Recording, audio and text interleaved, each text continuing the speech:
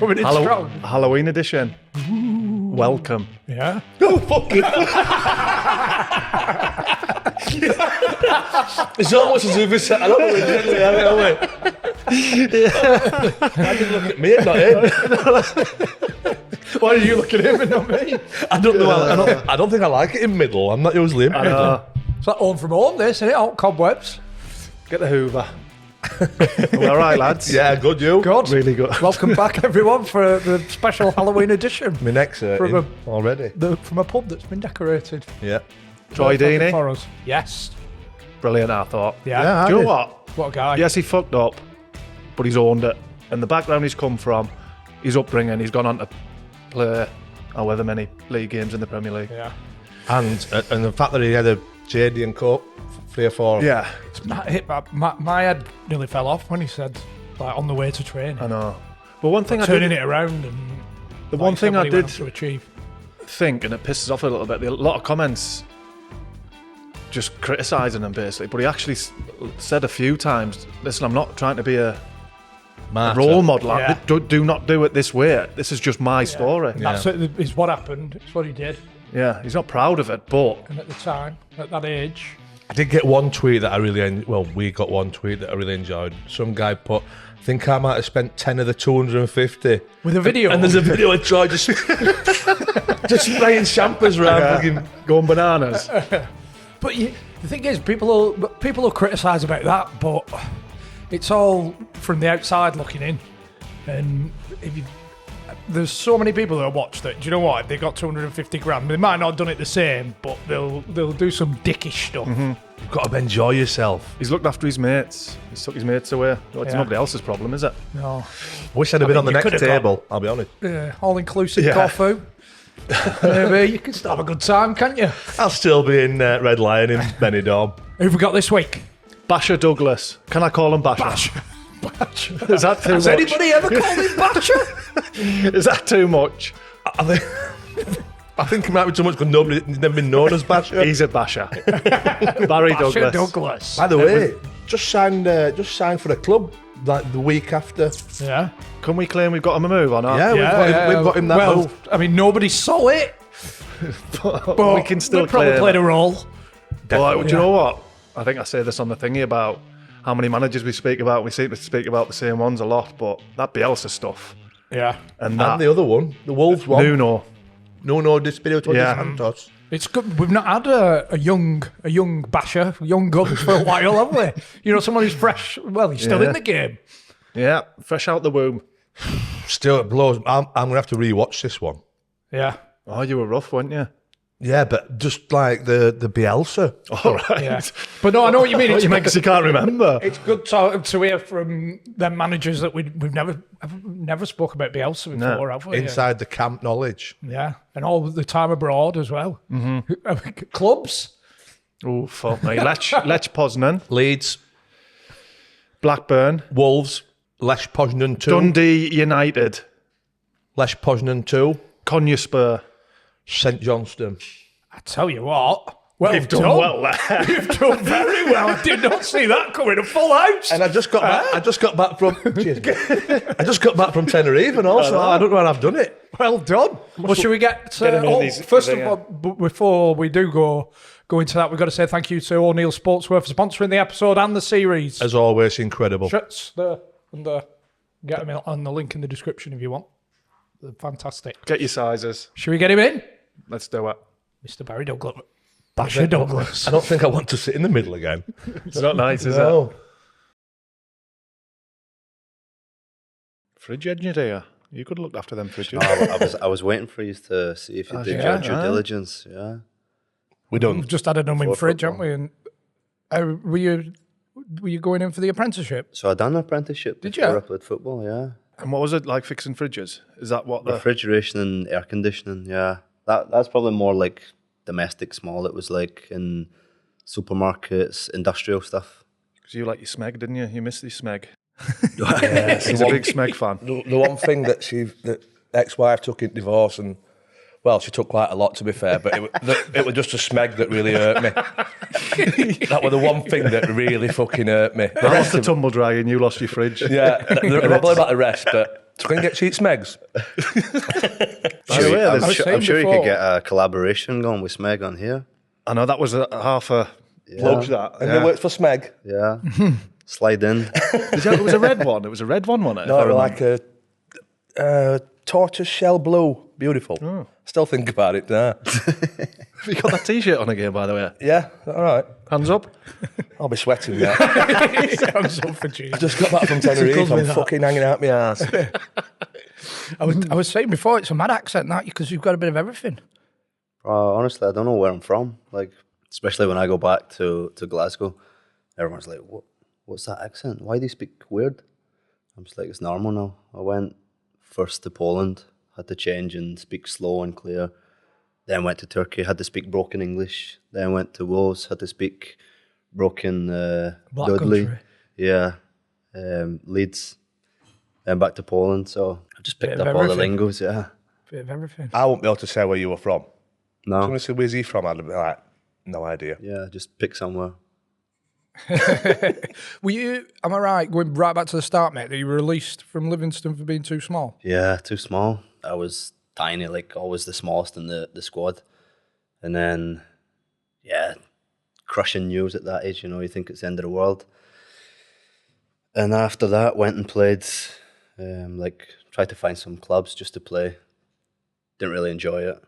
And then started playing just like five-a-sides with my friends and cousin. And then it was one of the boys that I used to play with was like, look, you need to get back into football. Like, you're too good for this. And I was like, at that age, do you know what? I'd kind of lost the love of it. It was just more for fun. So I went down to Queen's Park for pre-season, trained a few sessions, played in a bounce game. And then at halftime, the manager said, right, we're going to sign. Sign you up there and then? Halftime signed. And then, yeah, forged a career from there. So were you doing your apprenticeship at the side of playing for Queen's Park? Yeah. Yeah. So I used to train, because they were part-time, so they were like semi-professional. And I was doing my apprenticeship, like obviously working Monday, Friday, like all hours of the day, and then going Tuesday, Thursday in the evenings to train. But the left winger must have been good. If you were top scorer from left back, you must have been pushing to go. Just any chance you're playing us further forward. That was in, that's when I went up to the first team, Yeah. wasn't it? Do you know? Yeah, that was a mad season, that. What was it? We were on everything. Penalties, free kicks. No, do you know, I think it was probably just a lot of rubbery green. Like, I was up for corners. I'd maybe grew a wee bit by then, so... You're about 4'8" then? Yeah. And even if you're not playing well, if you're finishing top scorer, you're going to be getting interest from elsewhere, aren't you? Just from the sheer goals that you're scoring. You could be having a torrid, really, playing left back. Well, you could be getting crosses it's, in. It's stats at the end of the day. It depends how you look at it. Football is very stat-based now, I think, isn't it? But, no, it was good. Yeah, good season. Do you know, I actually think... I don't even know if that was the second season, but I think we actually got relegated from the playoffs, and then I went and moved. Is that at Dundee United? Yeah, I moved to Dundee United. Who was manager then? Big move. Yeah, after about... What, Dundee then, they're finishing like third, fourth consistently. Yeah, I would at that time I would say Dundee United was probably the third, fourth best team in Scotland. So There's a I'd moved, Dundee and a Dundee United, Yeah. so don't be upsetting the fans. it's true, across the road from each other. So Dundee United, I signed this summer after they'd just won the Scottish Cup. So yeah, it was a good move. But I think I had interest before then when I was playing at Queen's Park to go full time. But then my grandpa was always, make sure you get your papers, something to fall back on. Did that give you a bit more of drive doing the apprenticeship of, no disrespect to people that are working in the refrigeration business, but like, I don't want to do this if I can I really want to be a footballer. At the time, I don't think it was like more drive, because every kid dreams of being a footballer, don't they? But I think in hindsight, when I did make the transition into professional, it made me appreciate like just your surroundings day to day, because I was in the real world, like grafting up at 5 a.m, in at night. So yeah, it made me probably just appreciate it more, make the most of it. Thing is, you're earning two wages, part-time footy, and then your thing. When you first moved to Dundee, was there much? Was there something to think about? So I'm on less money. Queen's Park was, they were semi-professional, but they were classed as amateur. It was something to do with the history. So they were like the only amateur team in the professional league. Oh, so nobody's you getting couldn't. paid? No, you couldn't get Right. paid. So you used to get expenses, and I think it was like petrol money. It was like 50 quid a week. So I used to like It really were expenses then, get in weren't the it? Thursday like buzzing, you know. After training Thursday down, there was a wee pub called Clockwork. We used to go in after and get pizza, you know, using their expenses. I'll get Free these money. ones, lads. I'll get these. So did Dundee United have to pay a fee for you then? Were you being amateur?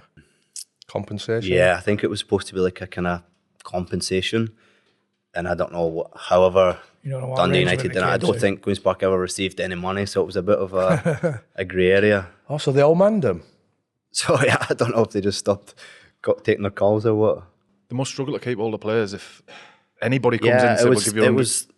I think as a selling point, it was probably just getting to play at Hampden every other week and use it as a chance to go. Because you look at the players that's left and moved on to big things. Like it's a great feeder club, to be fair. Who? Well, I'm trying to for think. one, Andy Robertson, Scotland captain. that where he was? Yeah. When I was there, I mean, you've got boys that's playing in Scotland now, Lawrence Shankland. Because he went to Dundee United as well, didn't he? Yeah, so Robbo moved to Dundee United when I left to go to Poznan. Right. So, So yeah, you ever say, like, yo, you were my replacement, pal? followed in my footsteps. Yeah. It's all right since, ain't it? Nah, You he's haven't got done- much budget. Let's see, he was at Queen's Park. We did a good job there last time. So he was a kid when I was there. So he was like in the academy, and obviously he's just rose. Yeah. Yeah, brilliant. So it's a great coup for country, but also a great story for Queen's Park because they can. That's their selling point to players: come in, do well, and then you can move on. And how did you find the step up when you got to Dundee United? I thought I would have really struggled. I wasn't naive thinking like I'm going to go from second division to the Scottish Premier League and play every game. Do you know what I mean? But I think how it worked out in the first season through injury and whatnot, I played like, I don't know, 25, 30 games. Did you play against Celtic or Rangers in that? Yeah, Man. played at Ibrox. Yeah, that was probably the deer in the headlights, you know. When you get there, I'm playing from Queen's Park at places like, no disrespect, Elgin, Arbroath, places like this with 500 fans, and then you go Celtic Rangers, 50, 60,000. It's nice. Is that up there? Did they say, the teams that aren't Celtic and Rangers do well against them, and you're in the shop window, aren't you? You know, the move to Poland, is that a Yeah, case yeah. of doing well against the? I think The old firm. when you obviously go up a level, that you always want to aim higher, don't you? So the ambition then is to go to one of them two, or England. I don't think anyone moves to Scotland then thinks, do you know what, I'm going to go to Poland. But How did that come about then? I think just probably right place, wrong time. I think they were watching Johnny Russell at the time. I was playing well, coming to the end of my contract, was speaking to them about renewing, and then they were like, we want to invite you over to see the place. So I never really knew anything about Poland at the time. How old were you? When I went there, I'd have been 22, 23. Okay, it's a big. It's a big move because you can get lost, can't you? Well, Yeah. do you know, I've never really been one of like shying away, do you know what I mean? I love a challenge and the unknown and the out my comfort zone. So I spoke to Rado Czesniak, he played with us at the time. He was a Polish goalkeeper. And when he'd heard about it, heard from the press, he was like, oh, big club, like you need to go and see it. So I went over kind of open-minded, saw the stadium, took in a game and was like, this could be really good for... I was always thinking one step ahead. I was thinking if I go there, do well, it opens many more doors like in Europe. Did you go on your own, or had your missus in that? So I'd only been with my missus like a year and a half maybe. And when we went to Poland, I get a call obviously like, right, okay, we're going to offer you. And I was like, I said, look, there's a chance that I'm probably going to go to Poland. I would love for you to come. I know you need to sacrifice a lot. And I actually proposed. We went to Florida. Fucking hell, you did go balls deep, didn't you? We went to Florida just before I was gone over there. And I was like, you know what, you've showed that you're going to come with me, so I wanted to commit to you. And then she come over with us. Don't But get that a helped in a smeg. way, though. Maybe you don't get a smeg. Because knowing no other English players there, no British players there? No, I think I was the first British player to go there. It seems like a strange move from our perspective, doesn't it? But players from other countries are coming over to England all the time. They're choosing that path, and entering a different country, not speaking the language and stuff. So it's quite an unusual thing from our end to Do you know what it is? jump in there 2 feet, not speaking the language. We're so arrogant as British, you know. Yeah. We feel so entitled. Like, no, why would you go there? Like, here's obviously much better. But when I went to see it, like I said, and saw the stadium, saw the facilities, I was like, yeah, do you know what? This could be worth it, footballing wise. New experience, new culture, new language. And yeah, I saw it more as a challenge, just to enjoy it, embrace it. Yeah. Worst case scenario, I could always come back to Scotland or down to England. You mentioned that. Was he a keeper, that lad you played with? Yeah. Have you ever met a Polish keeper that isn't absolutely bonkers? No, there's none. They're all bonkers. Like, there's something wrong with them. One came. I think you'd left. One came to Preston, and he was like the monk off Mean Machine. Yeah. Absolutely nuts. Couldn't speak English, but just crazy. Do you know? I'll remember. So when he came to Dundee United, my dressing room was wild there, like really wild. And I think one of his first days, he's come in the shower, and you know what it's like. It can be an intimidating place for someone that's not used to that kind of dressing room. One of the boys, probably me, has slapped his arse as he's walked by, turned round and like pinned me up. You don't. So it were you. You don't ever touch me like that. Do not touch my body. I was like, well, easy, big man, you know. It's just what happens over here, mate. It's easy. like- So it was fair to say he wasn't a fan, but nice guy. And what were the dressing room like over there compared to obviously the crazy one here? Any bum slapping? No, different. My character kind of tried to change it a wee bit and bring my own fun and games into it. So it was different, you know. It's difficult when you can't speak the language to bring your character in it. Like, it's just all physical humour. Like, giving it one of them. Like, flicking the nose, slap on the bob. That's the magical thing about football, though. Like, you sometimes don't even communicate, but you understand each other. Like, I think my first time, I actually shared a room with one guy from Chechnya, Zar Sadev. Didn't speak Polish. I didn't speak Polish. He didn't speak English. And yet we, like great mates in the room, joking, laughing. Used to use Google Translate, you know. How can you have crack with somebody who can't speak any English? Yeah. I'd love to see Google you try. Translate. I'd love to see you try. And have Can you imagine his Google Translate? Just give us 10. sleeping tablet. Never wank, big dog. That's universal, isn't it?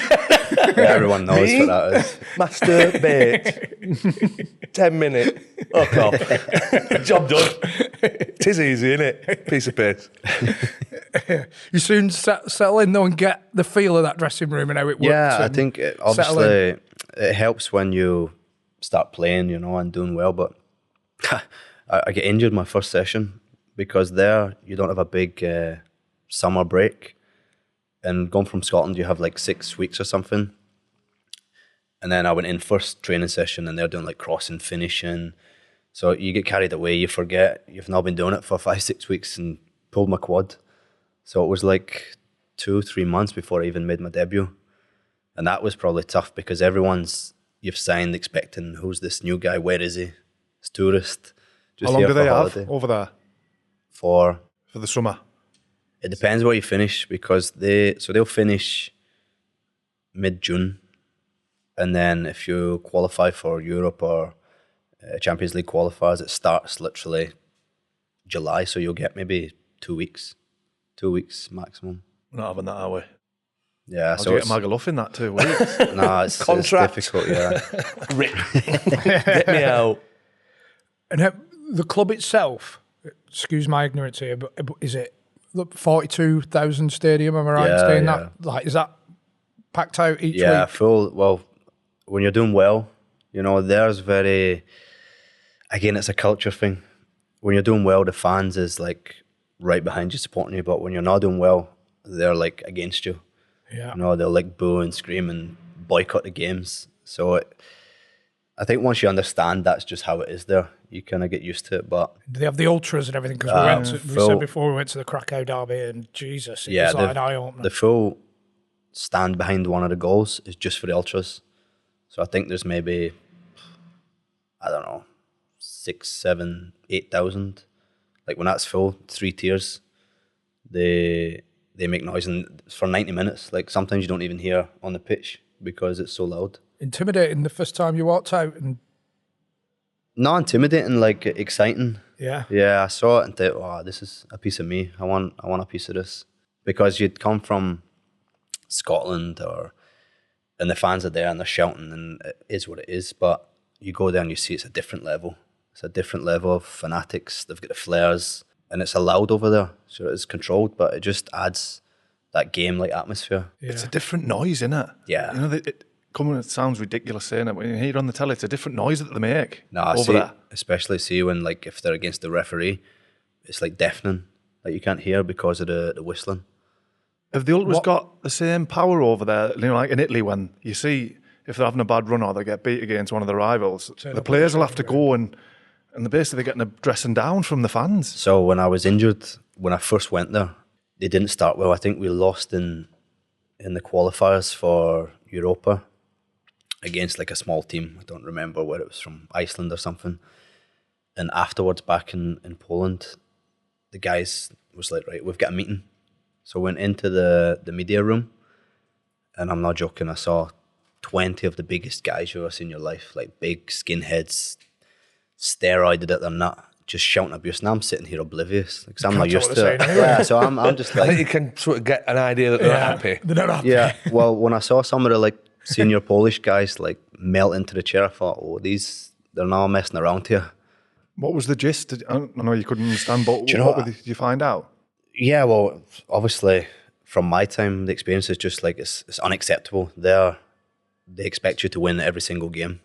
If you win 4 and lose 1, you get pelted for losing that one. And when you're not competing, like they see it as you're disgracing them, not in the club. So that's why they're like proper fanatics. I remember one meeting they said, like, outed a few guys saying, like, if we see you out in the town, you'll be getting like a slap and sent home. And when they say it, you believe them. Imagine that happening in one of the dressing rooms that we played in over here. You said, right, lads, we've got a meeting. Yeah. And you walk in and there's 20 fans there, you'd be like, out. Yeah, well, you Fuck off. don't, yeah, but there are no chance. Like, it never happened to me, but, well, they'd been back at the stadium and we'd been called out the bus, like, basically dressing down in front of the fans, the fanatics. But you've heard of, I know of teams getting stopped, like on the highway, the fanatics blocking it, getting off the bus, giving a wee slap. Like, what's going on? It was actually sometimes turn physical. Yeah, definitely. It made you think twice about going in town. Yeah, but I mean, obviously you need to kind of be smart anyway. If you're not doing well, you don't really want to go in anyway. But some people's oblivious to it and think, oh, nothing's going to happen. Do you know what I mean? I'll go out. We went out once after a draw. There was a couple of us went out. We were at a social event, and one of the assistants said to me, "You were out last night?" And I was like, "No, not me. Just played dumb, you know." He's like, "Coach knows." And I was like, "I don't know what you're talking about. Well, weren't me." So the next day in training, we had a meeting, and the coach was going on about like responsibility and how to conduct yourself. Like, this is Poznan, what to expect. And he's like, if you were out in the town, stand up. So then obviously a couple of young guys like panicked and stood up. And I'm like this to the boy next to me, we don't stand up, like just deny, stay. And he's like, does anyone else want to stand up? And I was like, just don't stand up. I'm getting ready to grab him, you know. Like I'm going to the grave with this. And he said, right, okay, I'll give you one last chance. If anyone was out but didn't stand up, it'll be a fine for the whole group and everyone will need to pay. He's like, so this is your last chance. If you're out, stand up. And I just sat there. We sat there. I like that defiance. And he's like, right, fine. So we get a group collective fine. Because I think a lot of people was out anyway, so they were like, kind of know how it is. So we're like, right, we've got away with it, brilliant. Next day in training, coach comes to me and says, you know why the group got a fine? I know you were out. And I was like, no, coach, wasn't me. He said, yeah, someone took a photo and sent it into the club of you and you standing there. So you got the fine for the team because you denied standing up. That's not me. That's good stubbornness. I like that. Well, I think when you go so far, you need to believe in it, don't you? But the boys were raging, obviously. That could have gone terribly, terribly wrong, though, couldn't it? Yeah. You know, like the rest of the lads being like really pissed off with you. Yeah. I'm blaming the language barrier. Yeah. Me no understand. You want me? I can't fuck so. If you were out, sit down. Say sat down. Oh, sound. Have you know, like, I mean, I haven't been on the drink with many Polish lads, but I remember seeing them on holiday, and there were lads having cups of tea with vodka shot chasers. Yeah. First thing. I mean, straight down the hatch. I don't know many of the guys that I played with did that, but I think it's like a culture thing. They'll just sit and enjoy a wee shot of vodka as we would enjoy like a shot of espresso. Just for a dinner. During the day, like you'll see in the square, just sitting, tea, coffee, bite to eat and bottle of vodka. It's proper gear over there as well, isn't it? The vodka. Strong, yeah. Is it a big drinking culture within the club? No, it's different, and that's one thing that I tried to. So when I went there, I actually started like a group chat. This is 2013, so we didn't have like a WhatsApp group chat for the guys. And I came from Scotland, the culture, you know, you do your Christmas nights out, stuff like that. And it wasn't like relevant over there. They didn't do it. So that was a kind of new start. So you were basically the 1830 rep? Yeah. I was a social convener. I was a social convener. And they'd opened the club Pasha in Poznan. So I renamed the groups in Team Pasha. So that we went a few nights out in there. It was good, but like get everyone together and because it was different for them. What's the big derby at Poznan? Legia. You know you're in for a derby when you see like 50, 60 riot vans with the cages, the horses, just training for the game. So there's a tunnel. You'll see it when you check online. There's a tunnel that goes up from the like a path and goes across into the stadium. So the away fans get walked like in and out because they're just crazy over there with each other. They'll just fight. So when it's against Legia, like that's a big game. The city's like locked down. Escort in, escort out. Was there ever any trouble? I know that the police try to keep them separate. Yeah, but they always find a way, don't they? Yeah, there's always trouble, and I think organised trouble as well. Again, different culture. You've got your casuals here. The firms there, it's more They're not even fighters it's like over here. It's a fighting culture. Like a lot of the ultras is all from fighting backgrounds, MMA and stuff. So Proper but gear it's, then, it's innit? like organised, like proper referees. They'll go in the forest, like 40, 50 guys, them against them, like rules after it, and then done, finished. Shake hands. Yeah. Would you ever get invited? Would you go and watch if you got invited? Yeah, from up a tree. I ain't practicing my boldness there. Right, no getting them in, chance. they've lost. Getting them in. Lads, you fucking let the club down. You've just been beat up by that mob. Gentlemen, a quick stop in play to bring a message from our very good friends at NordVPN. They're bringing even more discounts to the table for the new series. Didn't think it could get bigger and better. Oh, They keep exceeding themselves, don't they? You were wrong because it was 3 months free last series. Now we're talking 4. There's already a heavy discount when you're using the Undr The Cosh code. You're getting 4 months free. 30-day money-back guarantee. Can I interrupt you there, Chris? Available on 10 devices now. And I think it was That's 6. the one.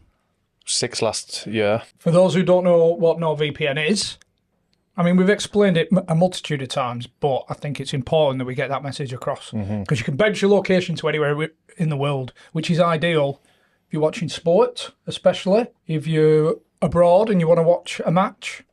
You can bounce your location over there, or maybe you're in this country and you want to watch a match that's on in a different country. Different streaming devices, isn't there? I think there's offers, different Watch offers. different shows. If they're not on in the UK, you can bounce your location over to Poland. All you've got to do is go to www.nordvpn.com/Cosh and you get that exclusive Undr The Cosh discount. Like you said, 111 different countries you can bounce to now.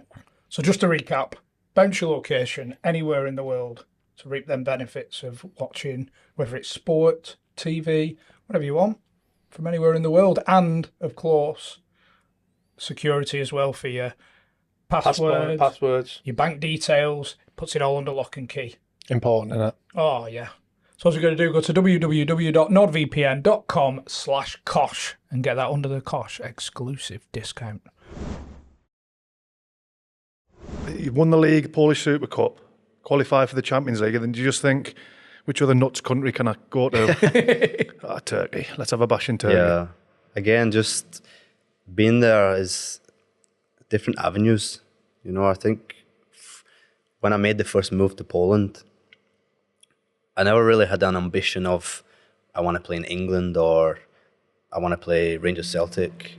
I think it was just, let's see what opportunities arise. So when I was in Poland, that was my first kind of taste of a different culture, different experience. And then, Turkey came along. I had the chance to go and I was like, it's the time to go. I'd won the league, won the Super Cup. I think it was the right time to go. Just on the flip side of the ultras, when you're raging, when you're not playing well, what they're like when you win the league? You must be like not have to buy a drink or... Go on YouTube, you're like a god there. So we went to like a terrace, a balcony in the town square, and there must have been about 100,000 people. Like with all the pyro, the flares, and it's just incredible. It's like a scene from a movie, to be honest. Things that just look hard-faced, don't they? So even though they'll be buzzing, you're still thinking... You could rip my head off any minute. Yeah. We've just got that look on there. Yeah, angry. We've heard stories from Turkey. I mean, Kev Campbell told us one, God love him, about goats getting sacrificed and stuff when you're signing. Have you got any examples or stories from... I saw it one time, yeah. So they came, obviously their culture again. I respect their culture. It's their culture, but it's just not something you really want to be watching while you're going to eat your food next. Or they do it pre-food? No, so it was like maybe a day before training, and they'd come and like, right, it's sacrifice, and they would have the goat, and the president would do a speak, and then this poor fucker's tied up, and then next minute slit to the throat. Okay, now. Would you have that for your dinner the next day, or? I think he probably put it in, yeah, some goat stew. Well, at least you ate it, ain't you? I think how I understood gone to waste? how I understood it. I think the sacrifice was then they give that meat to like the poor or like the less fortunate people. So that's why they sacrifice it. Imagine it's a horrible noise. Yeah, it wasn't that. That was the thing. To be fair, I've heard similar noises nights out with guys steaming. I've heard them on nights in with that. Where do the fans compare to Poland? Again, fanatical. Like really fanatical. I think less aggressive, but just as fanatical, so loud. I played in the Turkish Cup final. The home fans was like in the stand behind the goal, and the away fans were in the stand above behind the goal. And I think I was going to take a throw in or a corner, and then kind of commotion, and the away fans was pelting the home fans, so everyone was trying to move from this stadium into the other stadium. Into the other stand, what were they throwing? Just missiles, bottles, glass bottles. Mad. It's different. It is. And where's that team ranked? You know, like we've got Besiktas, Galatasaray. Where was Konyaspor? So we definitely overachieved when I was there. I was at the perfect moment in their history because they're probably, you'd say, a mid-table Super League team. And if they do well, maybe top half. But I mean, in recent years, they've been up challenging, almost relegated. When I went in January, we went in a run like from 12, 13 games, we won about 10 and finished third, which is unheard of because you've got Gala, Besiktas, Fener, Başakşehir, Trabzon. It was like Villa under Emery, you know, when he first came in. Yeah, so for sure. So we finished third, which meant we qualified directly for Europa League, which is the first time in their history again. Nice for the bonuses as well, because there is different. You go in and negotiate with the president after a game. Right. So, After you get the win. So my debut was against Galatasaray away. We drew 1-1, and I came into the dressing room after, and everyone's gone mental. Like we've won a championship. I'm thinking, okay, guys, 1-1's a good result, but relax, you know. And I've got the translator in my ear, and he's like 10, 15, 25, 11. Yes, well done, bro. I'm like, what? He's like, we won 20,000 lira or something like that. And I'm like, for who? For what? He's like, everyone, for the win bonus. The presidents give for drawing with Galatasaray. So like some bonuses was ridiculous. And that can all be negotiated after the... Well, it's informal, isn't it? I don't know where the money's coming from, but I'll happily accept it. Was that the biggest? Have you ever gone away somewhere and won? And yeah, we got a nice one for winning a cup. I won the Turkish Cup again. Was first time in like. Just imagining you going in dressing room. It's like, so we won the cup. You're going, how much have we won? How much have we won? That's what it was like. You after a good win, you know you're getting in. Like you can negotiate. Put it this way: when I first signed in them 6 months, I didn't touch salary. You just lived off bonuses. Bonuses. Yeah. Did you take a penalty in the final? And you know, I was the 5th one to go, and it was the 4th one that won it. Thank fuck. So I was buzzing. No, I was wanting to hit one. Yeah. The boys score, so we all run to celebrate. And then I'm running in. Yeah, you're running straight out tunnel. So he scores. We all run to him in the corner to celebrate. And I'm going to say 30 seconds later, the pitch is full.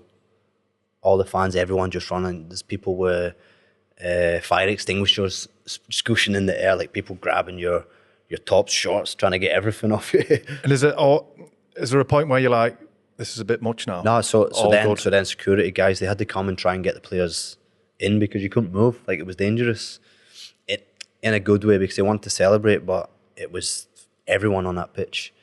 So then we had to try and get through. It was about 25 minutes before we got to the tunnel to let it calm down. Do you know if you go in with the owner and if you say the lad who got the winning penalty, could he go up be like, give us a little bit more of your from the, you know what I mean? Or, the bonus? Yeah. You get a reading, but then you go like... So the captains or senior guys, like the president would come in and it'd be like, oh, well done. And then it would just start like, they'd be like, yeah, well done. 40,000. And it was like, no, it's like golf, 20. Isn't it? You know, and they're like, no. And then like Turkish İ-Başkan is like, yes, president, or good president. So everyone starts saying, İ-Başkan, İ-Başkan. I've got a clue what they're saying. Yeah. I'm just jumping. That's fucking bonkers, isn't it?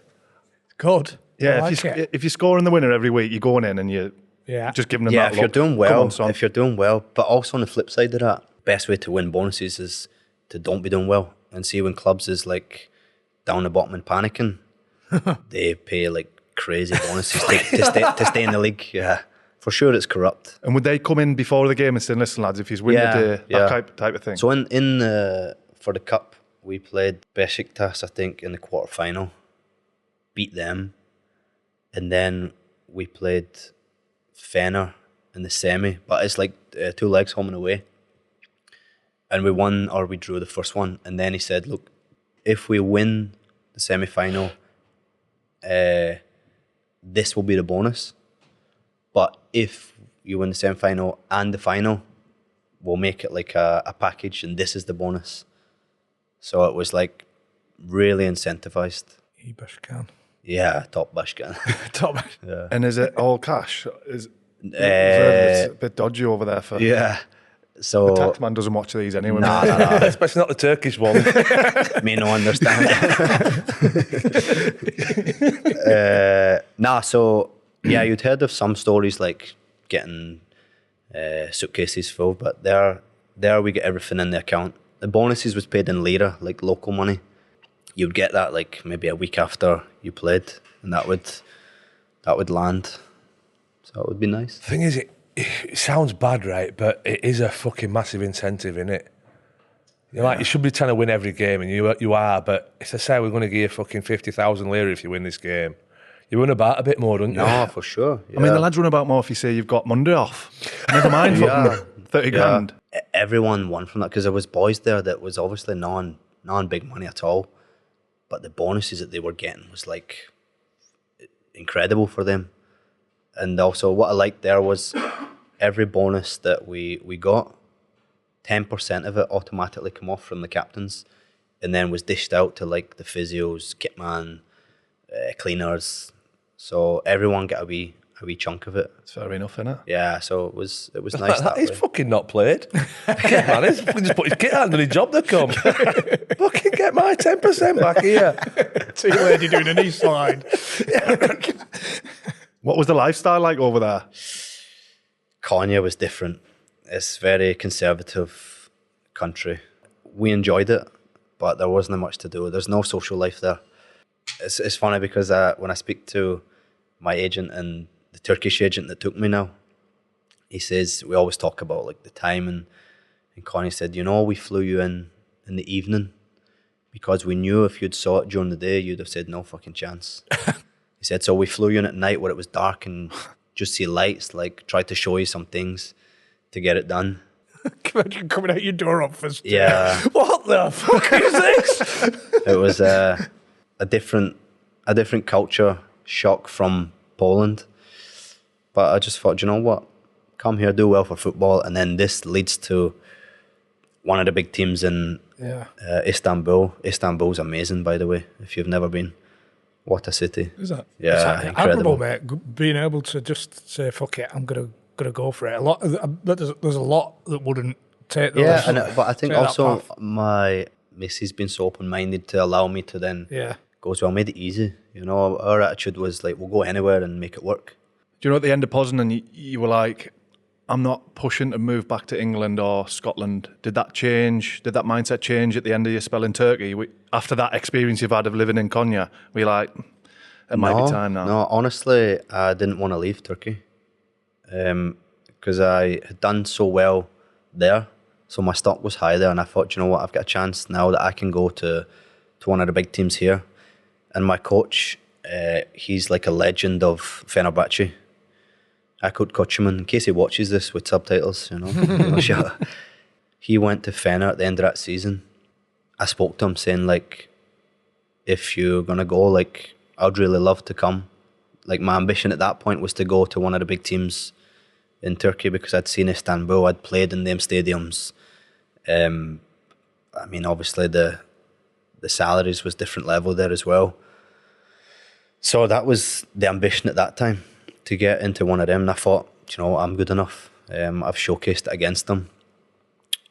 So and then I think just the footballing decision to go to Wolves, because they actually tried to sign me in the January, and it was kind of close, but I never really pushed it through.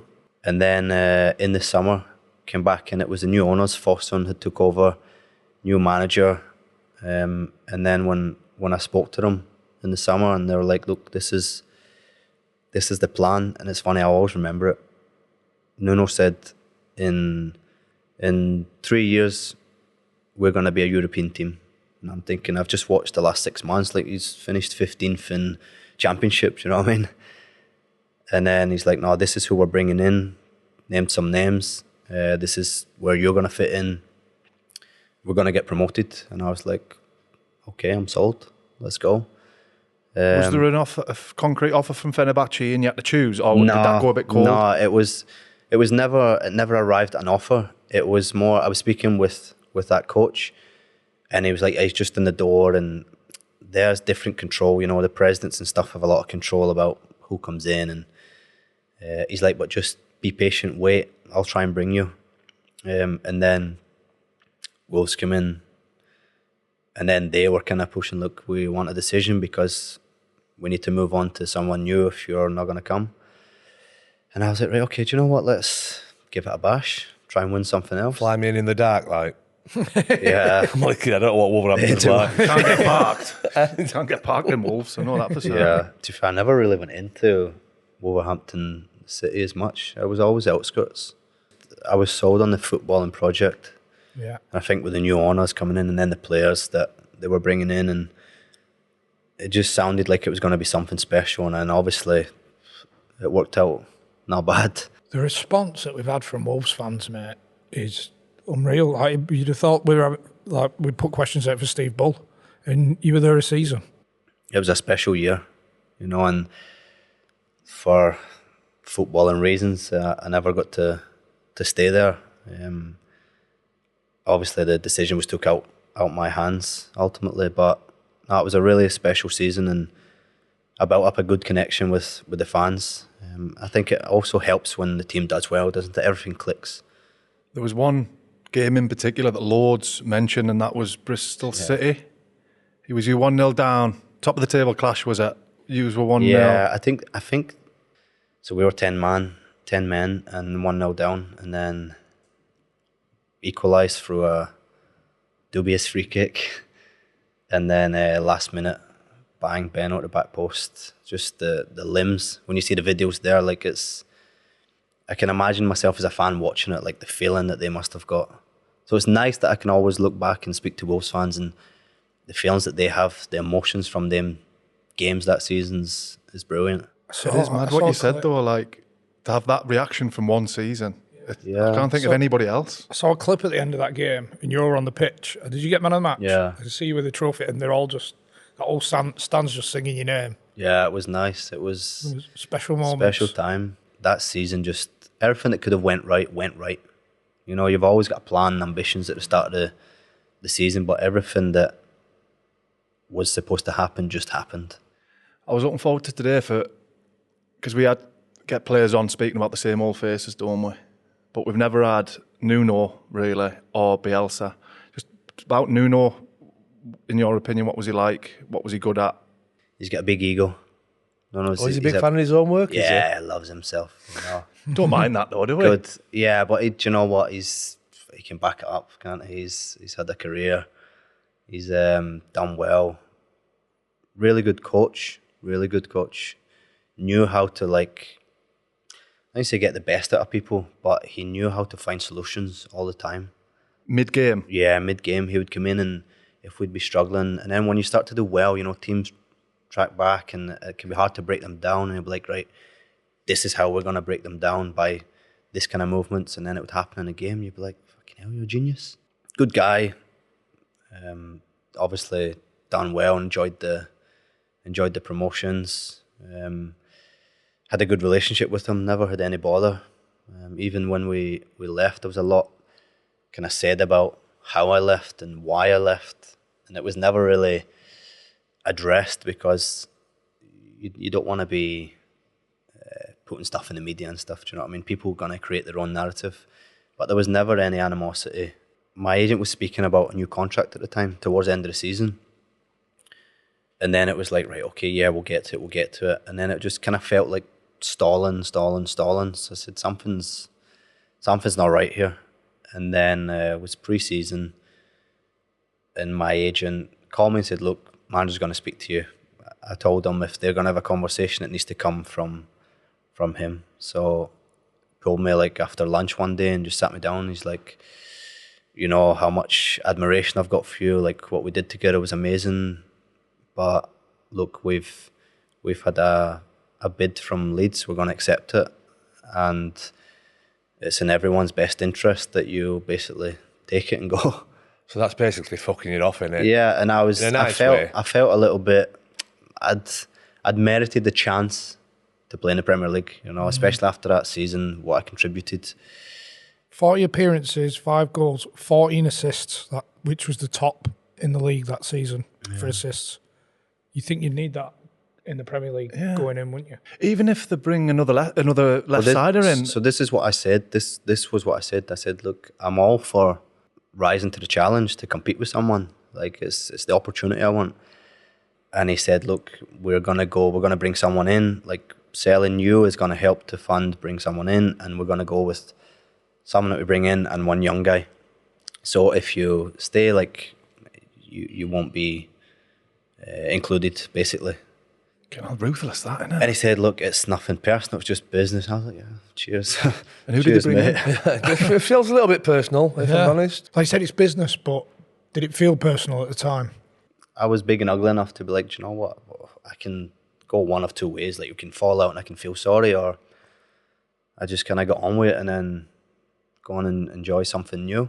And I think at that moment, it changed a wee bit for me. I saw football differently, because then I understood, like, there's no loyalty in football whatsoever. It's just business at the end of the day. Who was the best out of them lot that you brought in? Neves, Jota? Yeah, there was some Costa. top players, you know. Like, I think they were all on top of their game that year. But I mean, they're all big names, right? They're all big names, but you've got to remember the cogs in the wheel. John Ruddy in goals was unbelievable that season. Ryan Bennett, back three, Connor Cody. Like without that, Doc at right wing back, me left wing back. Without the not so sought after names, like it wouldn't have worked. But yeah, when you seen them boys do what they do, you just thought, we're getting into every game. You felt like we couldn't lose. Even if we were losing, you felt they're gonna do something special. Someone's gonna do something special. I'm gonna get a free kick. Ruben's gonna get a free kick. Jota's gonna make something happen. And he cracked on Connor Cody. He just looks like a good lad, doesn't he? He is. Do you know what? Cause is just, he's just one of them good guys. Good guy. That's the best way to describe him. What was he like? It was the Squashums, wasn't it? Doesn't drink but loves them Squishums or whatever, the sweets. Do you know, actually, so obviously we were on him all the time. Like, Code's like, man up, have a drink, you know? And then we said, if we get promoted, if we win, he said, I'll have a drink. And he had one Corona at the end of season party, and he was steaming. I swear. Lucky bastard. One Corona and he was gone, blitzed. Did Marshy take you under his wing by any chance? Do you know what's funny? So I saw Marshy was on not that long ago, and I was thinking, I never ever told him. So when Marshy came, I mean, funny boy, great This is character Ben Marshall, as well. by the way. Yeah, Ben Marshall. Obviously never really hit it off at that time at Wolves and went elsewhere, but the short period of time we had together was brilliant. And I actually bought a lawnmower from him. I think he was flitting the house or moving. Came into training one day with a big van. He's like, I need to move the gear. I've got petrol lawnmower string on the back. And I was like, I'm needing one of them. He's like, okay, 50 quid, yours. I was like, give me it then. I think about this summer actually was the first time that I've opened it, put it all together and used it. So if Marshy's watching, thank you. Thank you for the lawnmower. It's a bargain. I don't know how much it costs it on lawnmower, but More than 50 50 quid. quid. A good deal. Yeah. If you just keep it. Did he tell you about the time broke into his I don't know, garage or something and stole his lawnmower? But they turned it on and cut a bit of the grass first to make sure it works. It's okay. That's when he came in saying, never going to believe this. Someone's broke in and stole, I think it was a lawnmower. Stole my lawnmower, but the fuckers tried it in the grass before. There's big lines in the garden. But at least do it all for him. You know what I mean? You're nicking it, at least. Wicking that Jeffro. Yeah, sticking it, man. Jeffro. What a guy, what a chop. Yeah, good player, wasn't he? Yeah. Would Nuno treat the big dogs the same as the rest of the lads? I wouldn't have said like the not so big dogs then, but you know what I mean? Would he out the big dogs if they weren't doing it? To be fair, do you know, he was probably more harder on the Portuguese boys. To be fair, there wasn't really moments where he had to give it to us. But if there was, like, without understanding Portuguese, you knew they were getting a bollocking. It's easier to get your aggression over in your own language. native tongue. Yeah, special time, good memories. I mean, I knew Jota was half decent, but fair play to him. The people are saying now he's Liverpool's best ever finisher and all that. Did you see that? I saw, yeah, he's like a monster. He doesn't look like that, a big physical kind of player, but he's just like raw, barges through people. Right place, right time. And I think he's probably transitioned a wee bit more centrally because he played left wing. Like, I'd like to say I got the best out of him, but he probably got the best out of me, you know. Give him the ball and let him go and do it. Quick break to talk about these beautiful, beautiful shirts and say thank you to O'Neills Sportswear. We've had a few photos sent, people in the shirts. I've not seen any out and about yet, or on match at days we're hoping for. I've seen one in Australia, one in America. Yeah. Well, we've spoken about it before, but we've got the Undr The Cosh shirt, which they look fantastic, as we keep saying. But also, if you've got your own team, whether it's 5-a-side, 11-a-side, 8-a-side, 7-a-side, I don't know how many sides there are. But you can get your own custom design shirt, and the quality is fantastic. 12 minimum. Yeah. 12 minimum order, but obviously up to however many you want. So a massive thank you to O'Neills Sportswear for making the series happen. And you can support us by supporting O'Neills and sorting your team out with your Fabidaviliose. And it's not like you're just doing us a favour, because that a these word? are fucking quality. Yeah, it's good gear. Yeah. And I've had seen a few messages asking size guide. So Medium. I'm a large. Double XL. But they Across go my right the way up. shoulders. They go up to 7, Curtains. 8 XL. Can you remember the first time you met Bielsa? Again, you only hear stories about Marcelo. You don't really know what he's like or what he's going to be like. And I think the first meeting was just like, hello. And that was it. Like he's not a warm type of figure. Obviously, he's got such a presence just because he's like a pioneer in the game. But it's different. It's different working under his way. In terms of your fitness, you speak about how fit they were and that. And Yeah, obviously, people talk about like he's a genius in the game. But if you break it down, like he just emphasized that we need to outwork other teams in every single department, because if we outwork them in every department and create more chances, it gives us more opportunity to score more goals than them. I think it was probably just implementing the basics to really extreme levels. Like training was 100%. If you didn't do 100%, you were bombed. It was like on the boys all the time. Yeah, a lot of shouting in Spanish. A lot of You're back at shouting. it again, I don't understand. From 2018 to 2021, you didn't have an English coach, did you? Did I? Anybody who could fucking speak English, really? Yeah. for 8 So years. he didn't speak English. He spoke Spanish with a translator. did he come on the training pitch with them? Yeah, it's a crazy setup. So we'd do our warm up with a fitness coach, and then we'd have two pitches set up with drills. Everything was just drills there. So he didn't do like small games, possession, nothing like that, build-ups. Everything was just drills. But drills was emphasised on the movements that you would make in a game. So like instead of doing a passing drill where you do the bog standard squares, boxes, like there it would be cones, mannequins, where you would need to move 5 meters to here to stop for him to hit the ball. Then you would sprint to there, stop. So everything was like structured, so very like robotic. So training, Boring? you can't say training was fun, but the winning on a Saturday masked over the training, because You can see we're working. everybody complained every single day to each other, every single day. I can imagine But then, that. Fuck, but that then was we'd shit win again. on Saturday and be like, oh, fucking hell, like this is hard going, like this is a graft, but we're winning. Did players like him? I don't think it was more like or a likable character, because he didn't allow himself to get close to the players, and he was open about that. There's more respect. Yeah, it was a respect. He was a authoritative figure, and we respected him because of who he was. He was a coach, what he's done, what he's doing. It was never really a case of, oh, do you know what, let's go and sit and have a chat about life, football.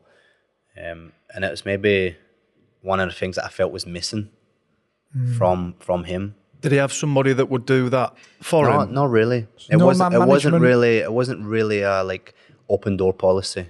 You weren't playing, you weren't happy. It was just a different way of working. You just kind of had to accept it. Sounds a bit like Benitez, doesn't it? What Benitez was like as a manager.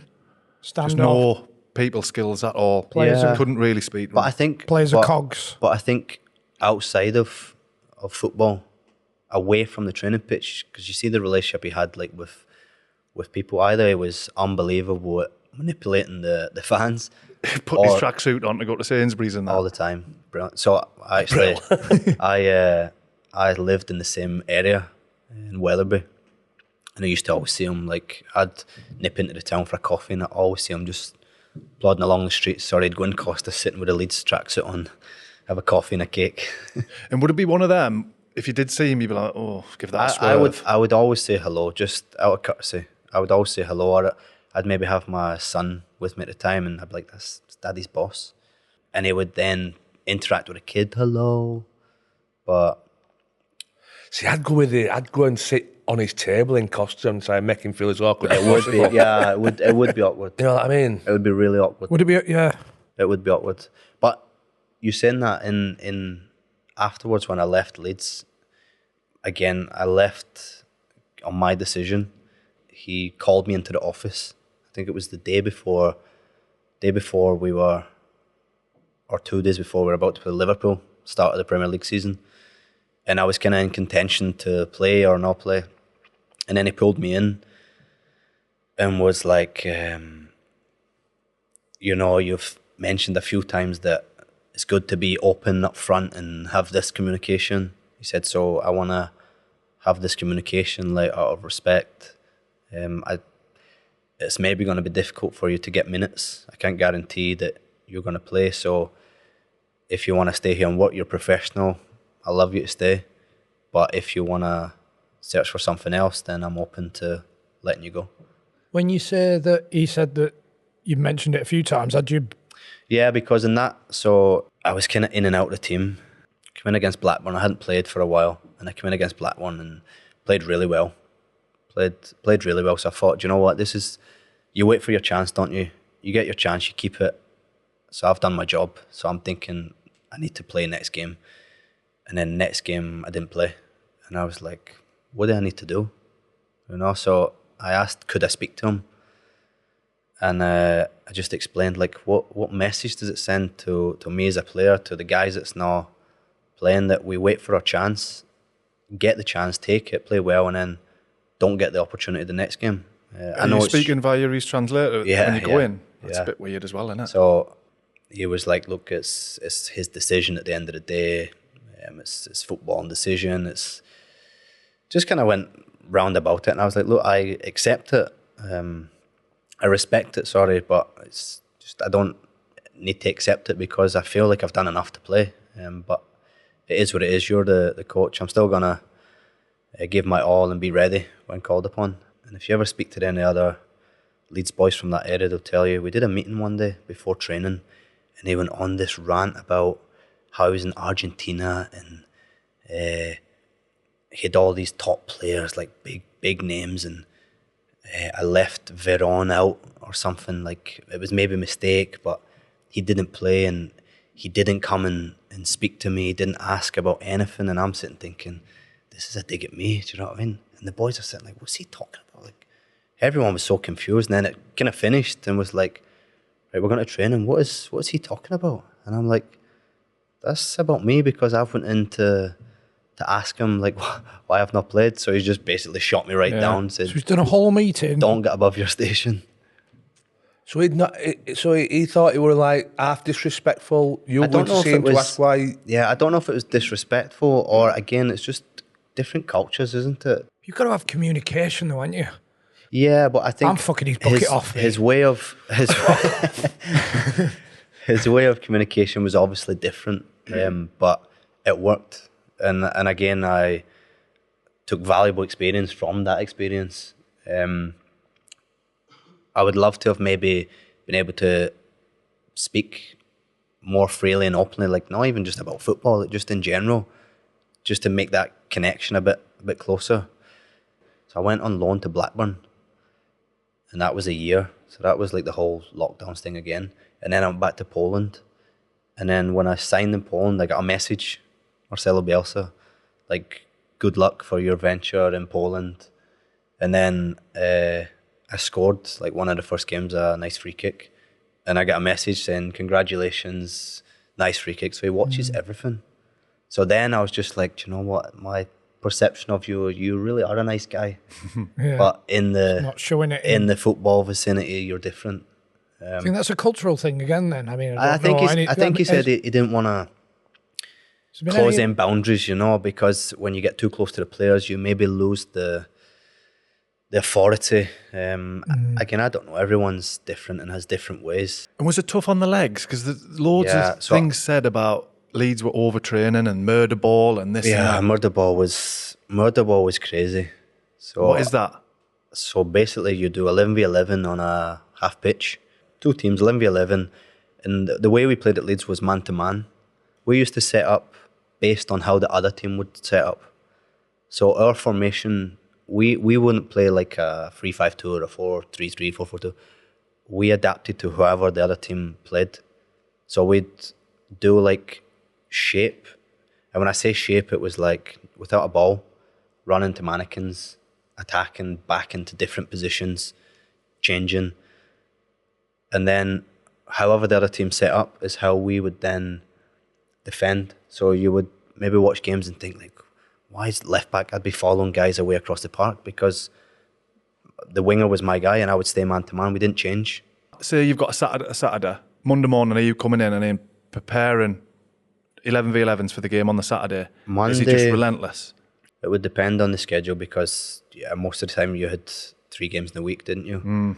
So Monday was sometimes like second day recovery where we would run. So you got a track built around the training ground, and we used that for like pre-season, and for second day recovery we would do like running. So you got a 1 kilometer track made round the vicinity of the pitches, and we would use that, and that was so horrible. How many laps you doing average? The second day recovery wasn't so hard, but in pre-season we would use it for, you would do this 1 minute run.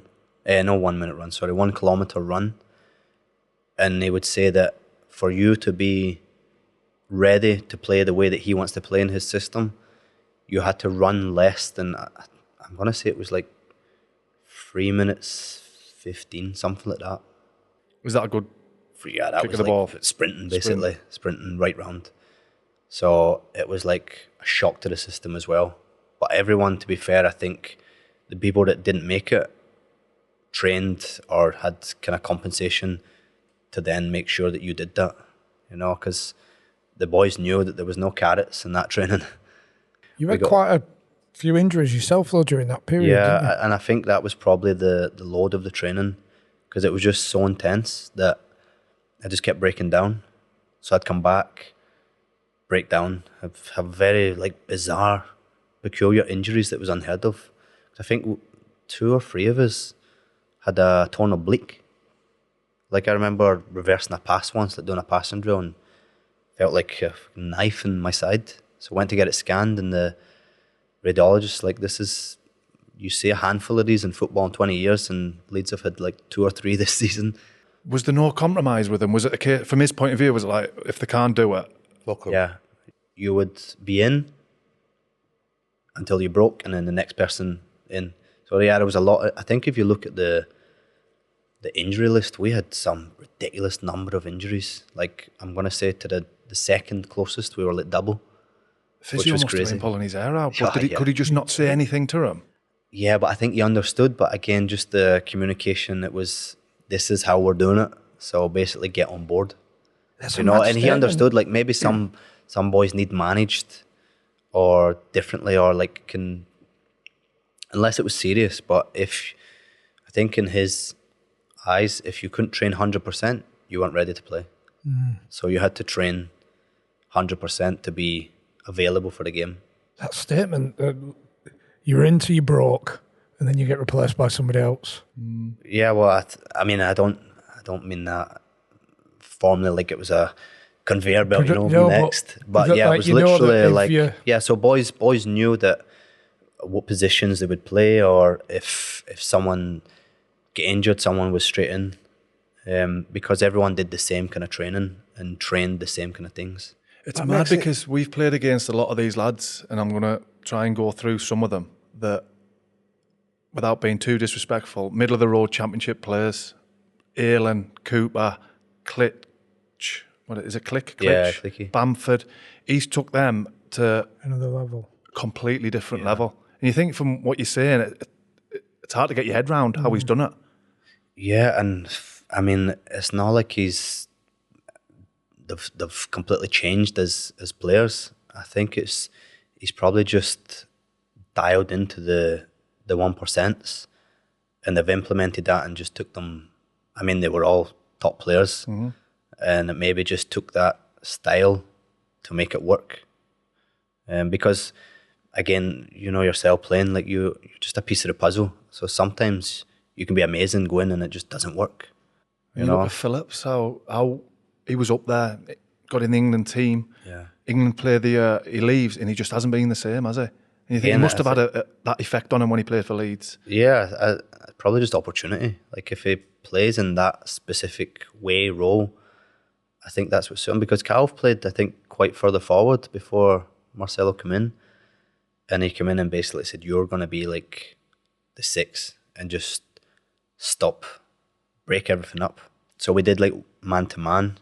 He said, but the one player that needs to be able to defend 2 players at the one time is the 6 to Calv.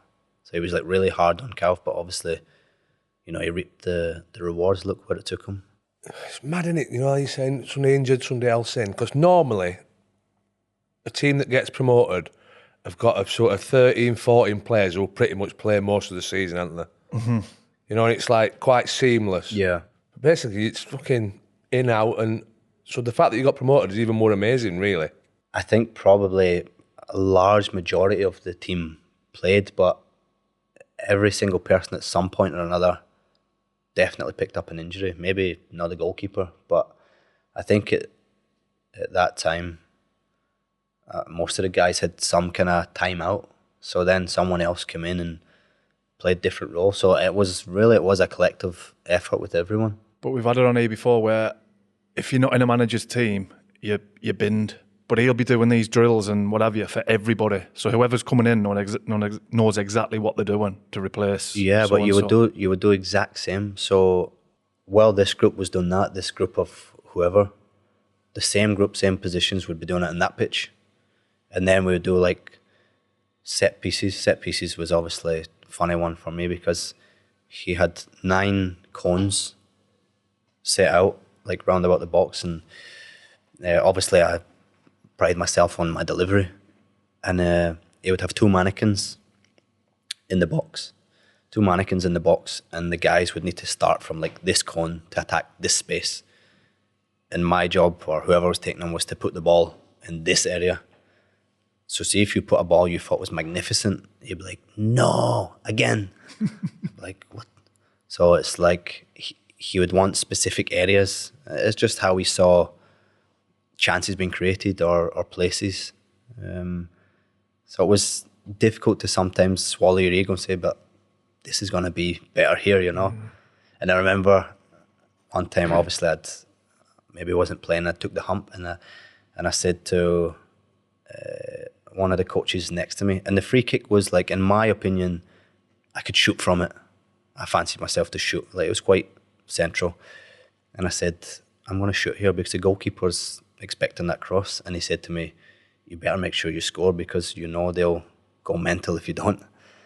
So they said, blow the whistle to go, and everyone ran in. And instead of me putting the ball like into that area, I've put it to the front post right in the top bin.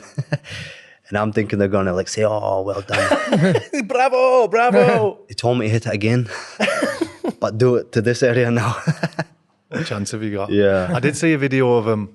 It was when, it might have been Bamford, put one in the top corner.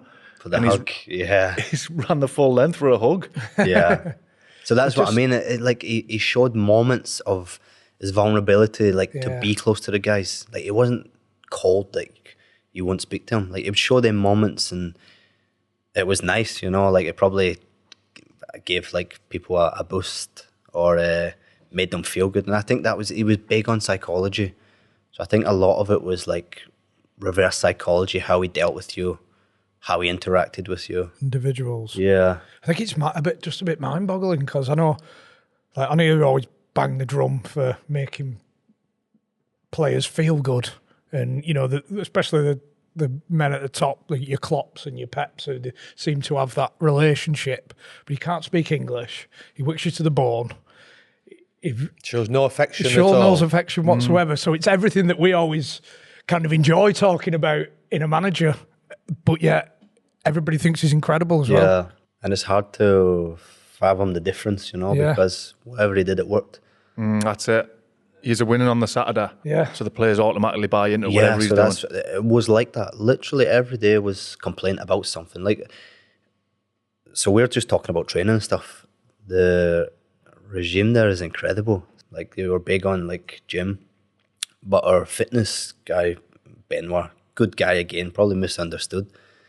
They always get it, don't they? Yeah, Fitness guys always get it. He was very much like stick in the ass, you know, like general. This is the way. Won't allow us to put music in the gym. Won't allow music, and I'm like, are you kidding me on? Like we need music to like enjoy the gym, get motivated. No, because then you don't focus. He must just have a tight knit staff who just everyone's off his Yeah, sheet. it needs to be like that though. It needs to be like that because it's his way, you know. Was he like quite dismissive of staff? You know, if they didn't do it, the job. again, I think that was the culture hierarchy thing, and it's maybe us not understanding like their culture because it can come across like maybe rude or arrogant, but it's maybe just the way it is over there. But yeah, there was a little guy, his little assistant Pablo. Throws little. No, Diego. It would be called Pablo. Diego. Sorry, Diego. Pablo was his assistant. He was okay with Pablo because I think that was his right hand man. Little guy Diego. Two Diegos, one big, one small. They got it stinking. Diego, Pablo. Oh, they got it stinking. Like because everything had to be very precise. When I told you about the drills, the cone had to be here. Like he would come and lift up the mannequin and move it 2 inches, like here. So I was very like precise that way, and they got it a few times. Publicly. After you just want to go and like give them a wee. Yeah, a wee I feel cuddle, sorry you for him. okay? So he do it in front of all the players as well. Yeah. Sounds like a right cunt, doesn't it? Let's be fucking right about it. Sounds like a right asshole. No. He's a good guy. If he's watching with Marcelo. But going back to the levels that he took, like Bamford, I used to think, you know, he went on loan, was at Middlesbrough, went on loan, and I never knew what type of striker he was. Yeah. And then I saw him under Bielsa, and he was a target man, holding the ball up. Yeah, but that just shows you about the mentality and the mindset plays such a big role in the game because he didn't like give him something that he never had. Like he obviously, everyone that developed had all these things in the locker. Just needed unlocking. He just opened it.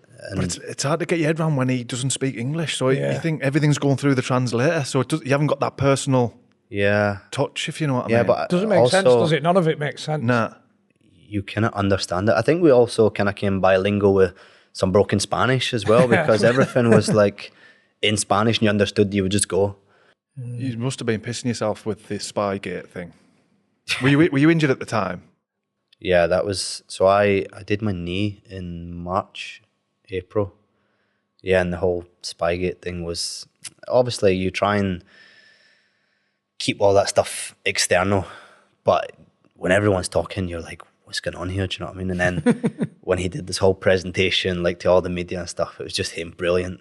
You know, and Had he been doing that all season? Was it just, did you know as players that... No, I don't know, but like they had so much information, and when we did like formations, it wasn't like, right, okay, they're gonna play like this on Saturday. Like obviously, if someone had seen from afar, but we would do like 3 or 4 different formations that they would set up anyway.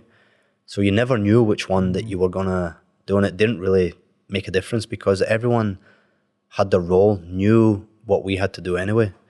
So there wasn't so much emphasis on the other team, like what they're gonna do or how they're gonna set up. Like, it was more about us changing, adapting to how we need to combat that.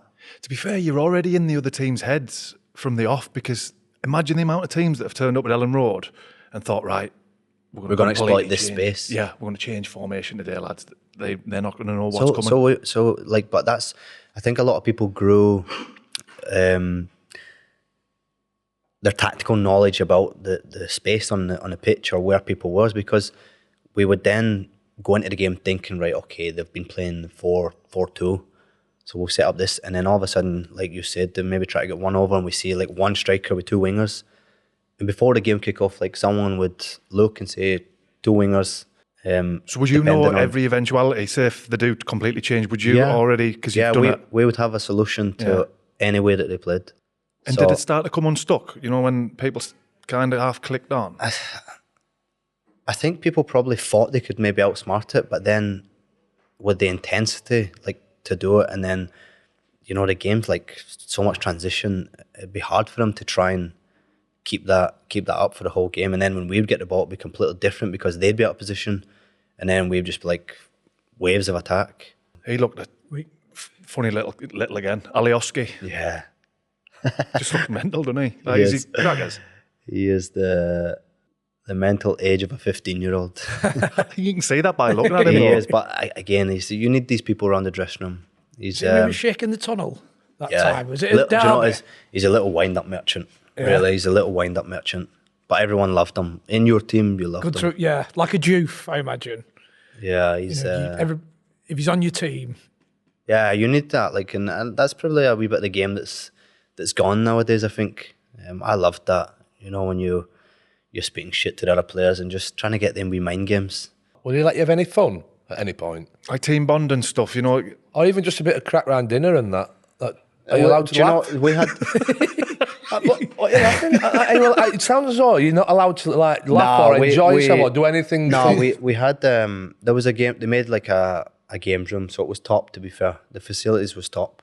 So we had like pool table, table tennis. So they made really nice area that we could go and chill out there. So yeah, it was fun when we went on a training pitch. So, you know, like if somebody could, like doing one of these spins and trips up, are you like, way? Are you allowed to do that? Or No, yeah, you would still have, you still would have some crack, some banter, but I think it was less opportunities to have some banter because of when you were there, you were just focused, like 100% training. I think it's time for the big question. I've missed it with Wolves, mate. I wonder about Big Bolly. What was he like naked, Bielsa? Oh, Marcelo. He asks it all the time. I didn't want to think about it. Do you know, he was shyness as well, didn't care. Like, Oh, off in off. front of the guys, yeah. Hairy, I imagine. Very hairy. Just in general, just looks a big fur ball, I think. fur ball. Do you know, I don't really remember, like, how his was. I can imagine it's hidden me in hair. Is he married? Yeah, I think he's married. Did his wife come over or? She was over, I think, sometimes, yeah. I think she was over sometimes. Again, I don't know because he don't really let you on about his personal life or not much that's going on. I think he just eats, sleeps and breathes football. He is relentless. What do you get? Like, why is Man United not gone for him? These are the questions, you know. Think it'd be too much with the big dogs or? Possibly. I think it's like anything. In small doses or short term, like you can be that relentless, but see when you're consistently trying to run it 100%, like it becomes mentally and physically like demoralizing. Do you think It runs its course. If you stop, you know what I'm saying, about winning, everyone buys into it. As soon as you get a couple of losses, It would cracks. have been hard, yeah. It would have been difficult. Thankfully, I don't think we really had that period. And again, I remember, I think it was after the lockdown break, we played Nottingham Forest. First game back, I think we lost. And we're thinking like down in dumps, you know. And then he did a whole meeting presentation about how good we were and said like, only the score, but look, everything that we did, chances, possession, everything asked, we did in abundance. And another day we would have scored 4 or 5 goals. So don't think that we did bad. And from that moment, everyone was kind of like, yeah, do you know what? We're good here. We're gonna go and win. I don't know if my timings are right here. Were you involved around when the Villa game, when Pontus Jansson? Yeah. Do you know, like Pontus was a view of everybody. Pontus was a big character, and also it was maybe a bit of a clash, you know. But yeah, I think he probably seen that as a bit disrespect. Because he's basically disobeying his orders on the pitch because everyone was kind of like what? No, and then he's like, we at that game. Let them, Yeah, we were there. let them score, and then obviously Pontus had different ideas. Thing is, he left it too late, didn't he? Yeah. Do you know what I mean? Yeah, it was a half-hearted like, I'm going to show the fans that I'm not happy here. But if he wanted to kick it, he'd have kicked it. Do you know, like you were saying, Shit players back Pontus. amongst themselves, people whisper at each other, don't they? Was there anybody that would stand up to him and say, and have it out with them, and say, "We're fucked," Or would it be a case Nah. of getting in your little groups and Not that's really, what, that's yeah. what we do, we innit? just, Oh, we're then- oh. basically little bitches, yeah. It's right, Yeah. isn't it? It's always the Injured. same. We'd- Bring out another bitch. we would speak amongst ourselves, or we would speak to like the fitness coach, Benoit, to be fair. He got it bad a lot of the time because the boys would be like knackered, depleted, and he would know, but he's like, it's just the way it is. Like, we just need to get on with it. Yeah. Like murder ball, we never really touched on it. That was horrendous. You played 11v11 in a like half pitch or smaller area, and you did maybe 5 segments of 5-6 minutes, and it was just man to man, like the way you played, and play 100 miles an hour. So you had to sprint, move, couldn't stand still. Like you were blown after 5 minutes. And where would this be in the training week? Wednesday normally. So in other clubs, Wednesday was a day off to chill, get the feet up. Wednesday was our toughest day. Off Thursday. No. No, we didn't have midweek days off. He did like a 5-day cycle. What's your Monday, Tuesday, Wednesday, Friday game, Saturday? Yeah. Sunday off. Sunday off. Week to week, yes. Sunday, I don't really remember getting like a couple of carrots here and there. Maybe international breaks, but it wouldn't be, we'd never do like 5 days. You know, you heard of some clubs getting maybe a week going to sun. Nah, we would always be broken up like 2 days. So you couldn't really do anything. The murder ball, would it be like we've heard about elbows, everybody getting no involved? no fouls. It was, He's chaos. just a South American great Chaos. Wesley, isn't he? and I used to try and be clever and like slow it down, you know, when I get the ball, and he'd be like, hey, faster. Tempo. Or the ball go out for a throw, and I'd like take my time the ball there, and I'd walk to get that one. So what he ended up doing is all the coaches was round the pitch, and anytime the ball went out, they would throw the ball. You couldn't outsmart back. me. Really? So, and then we kind of started to understand that it's not even about the quality or the playing. All it was about was the running, the fitness to be ready for the Saturday. So as long as you kind of hit certain numbers, targets, then you were good. Thing is, we cannot be critical because I said about the levels that he took these players. Yeah. Yeah, no, it's, It worked. It was can't argue unbelievable with the it, can change. you? It worked. Statistically, you can't. no. Like, what he's achieved. Yeah. It's just mind-boggling. So I don't know. You've been up all night with your baby, and you're like you're even more physically fucked than normal. Do you have to still get to these numbers? Would you not think, oh, Gaffer, I've been up with the baby all night? Is there no like not even a little bit of leeway here and there? You wouldn't even contemplate like asking it, you know. If you didn't hit them numbers, something was up, or they would show you like it was big on individual meetings. Like we would analyze even the training drills. Like if you weren't doing something right or moving right or sprinting right, like he would show you to make sure that you don't. And you said, Gaffer, we're up with the baby. And Nah, No. football. It's football family. I keep thinking of Fucking in man's a Karate lunatic, Kid, innit? you know, the bad ones, and that guy who's in charge of them. No mercy, no mercy. Sweep the leg. It is, now you said that about every Wednesday and it's 100, it is starting to make sense how they were so successful though. Just from the intensity and... Yeah, well, because it got to a point where in games, we'd be getting into like the last 15, 20 minutes where it'd be a close game, and you would just know in your head that we're fitter than the other team, so we're going to get chances. You know, I think the season that we got promoted, I remember Pablo scored like the last minute against Swansea, but it just showed you it was like the last minute and everyone still, it was like it literally is all or nothing. You know, you don't sit back and wait and play for draws, like no chance. Do you remember the Wigan game when I think Wigan were on the attack and there was loads of Leeds players running back? It was from a corner. I took the corner, so I think I'm last in the picture. But do you know, even when I went back over to Poland, even speaking to like some of the teammates and friends, they were like, he was playing in Germany, Sweden, whatever. That clip was like viral. Like it was used in meetings all over the world. So what, Leeds had a corner? We had a corner. I don't know if it was cleared. And anyway, the ball went up and broke. And it was like maybe 2v1 or maybe 1v1. And then you just see the cavalry coming. And I think there was like 7 or 8 within 10 seconds. But again, that was from the training. Yeah. Like when we did shape, when we were come back, everything was like sprint. There was no like jogging, waiting. Like everything was stop, start, stop, start. What was he like after a win or when you won the league? When he won the league is probably the first time that you saw him relax. Yeah. After a win, I think he was very conscious of how he celebrated again, because I said he's big on the psychology and didn't want to give too much leeway for us to get complacent. With a big win, like maybe 4 or 5. You'll need to correct me. We won, but we scored like 4 or 5 goals. And you're thinking like the next week's going to be brilliant, good training, buzzing. He had a meeting about the dangers of scoring too many goals, because everyone then gets complacent and thinks about, we're this good team scoring so many goals.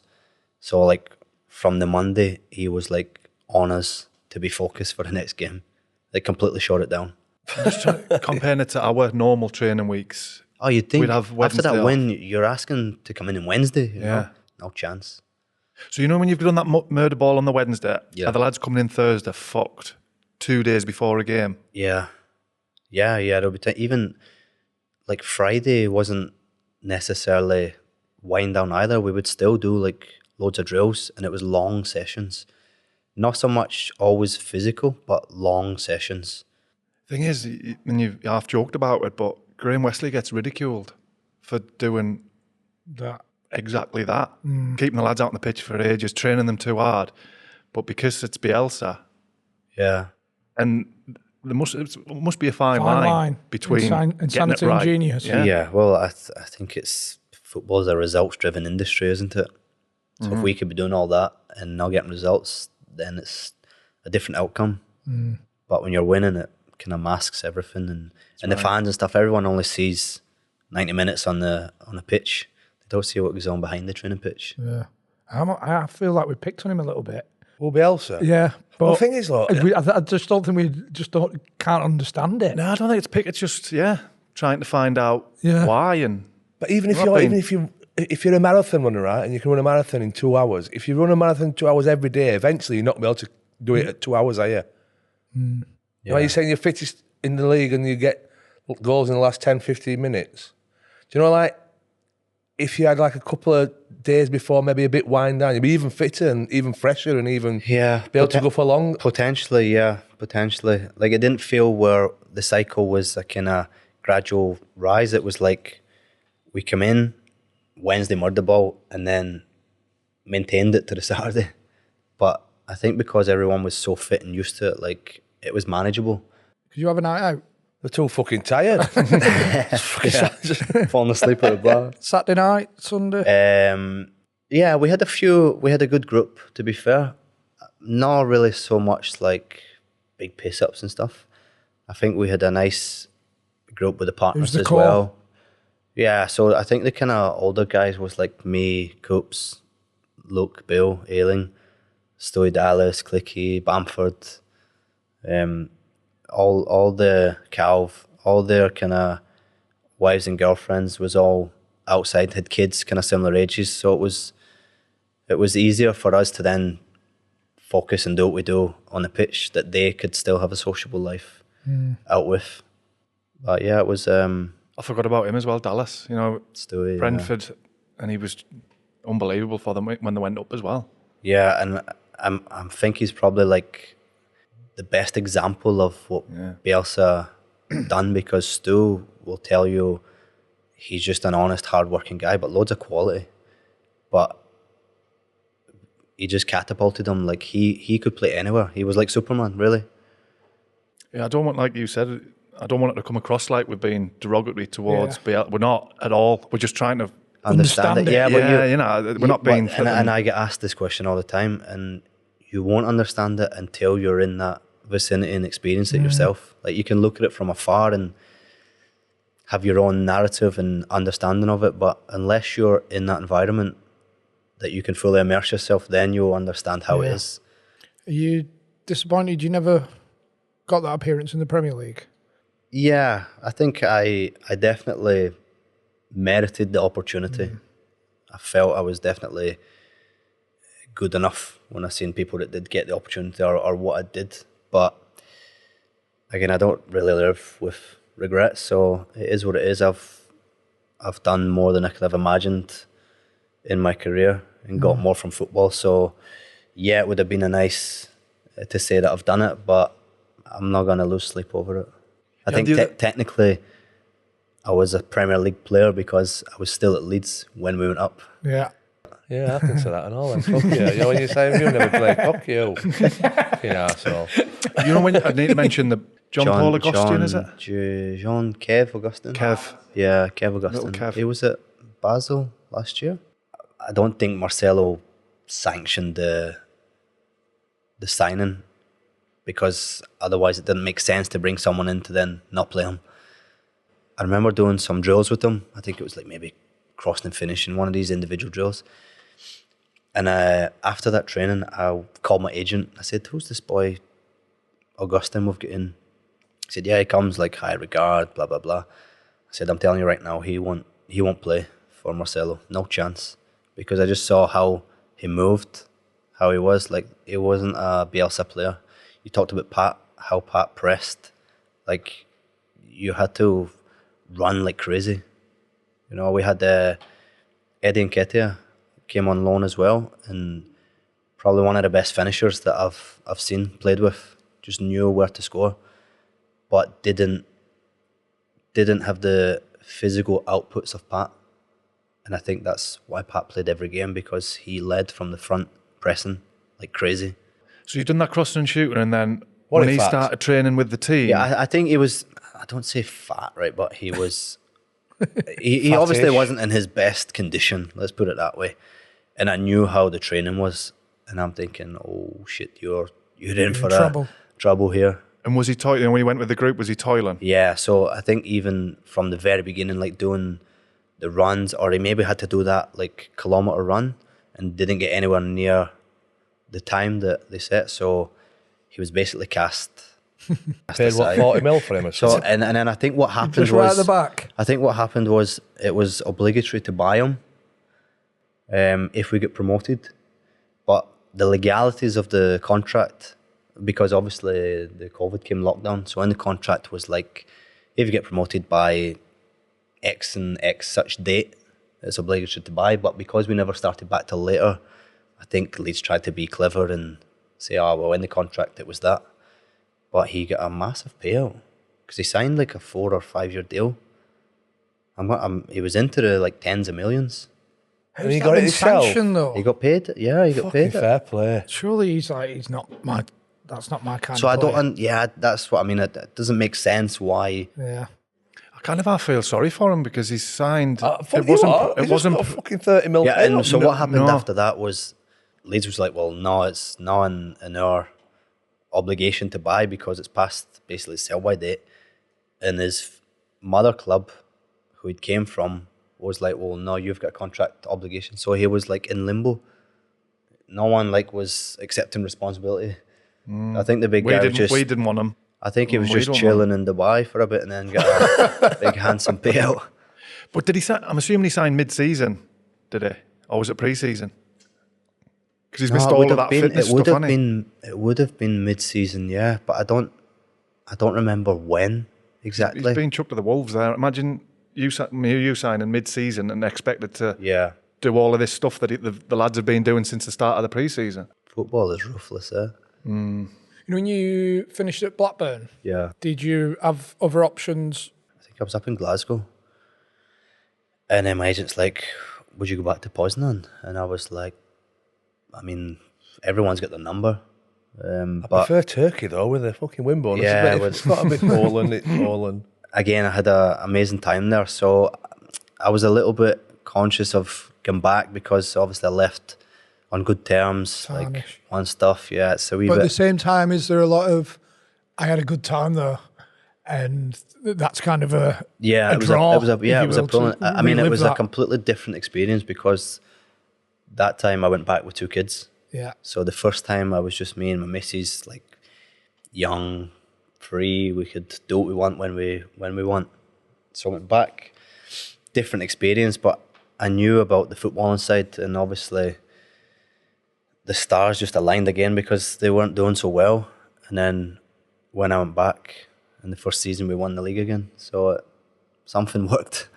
Fuck me, so you've been like proper successful, really, haven't you? Yeah, I've did not bad for a little. But I mean, like fridge every team engineer. you've gone to has done something really good. Yeah. The only ones that probably never was Blackburn. Yeah, I've had loads of experiences, loads of titles as well, which is not a given in football. You know, some people go their whole career much better players than me without winning anything. So the fact that I've got to experience that and I can look back on all their memories, show my kids. Where does your Scotland cap rank in your list of achievements? Bittersweet, I would say, because yeah, of course everyone wants to play for their country, but I felt like I was deserving of a call-up for a couple of years before I actually got it, because I was playing really well, playing in Europe. Because you were abroad? Yeah, for sure. That hampered? For sure. As soon as I moved back to Wolves, it was first squad, I think. First or second squad that I was called up. So it was like a bittersweet moment. Obviously proud, and it's nice when you grow up in Glasgow and you're one of the boys, do you know what I mean? And you can say you've represented your country. I've ticked it off. Do you think it was because you were playing abroad? I think maybe a lack of respect for them leagues. Yeah. Because they don't really know much about it. But when you look at the leagues, I mean, in Poland, in my team alone, Lech Poznan, boys are sold consistently every year for 8, 9, 10 million, which is not a given, and even in England.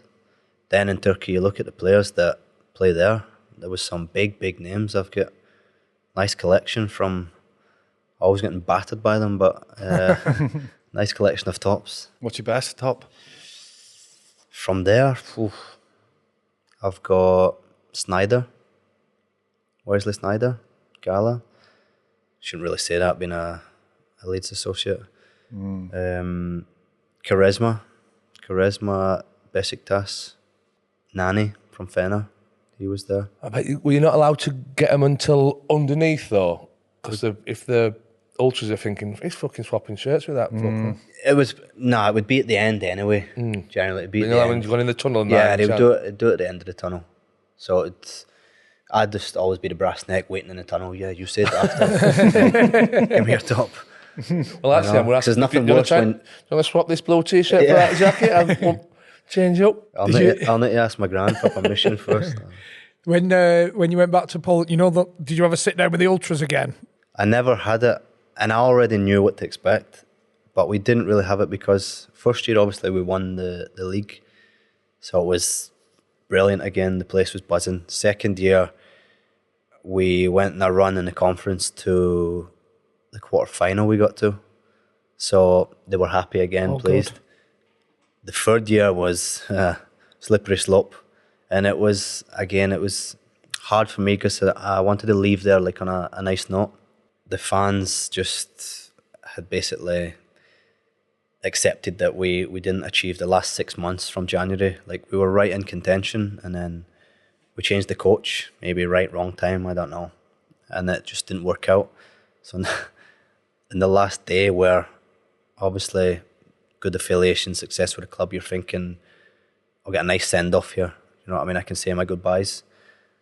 All the ultras show up with a big boombox dressed in like swim gear for the beach with a big banner saying like, yous have been on vacation for the last 6 months, so we're on vacation.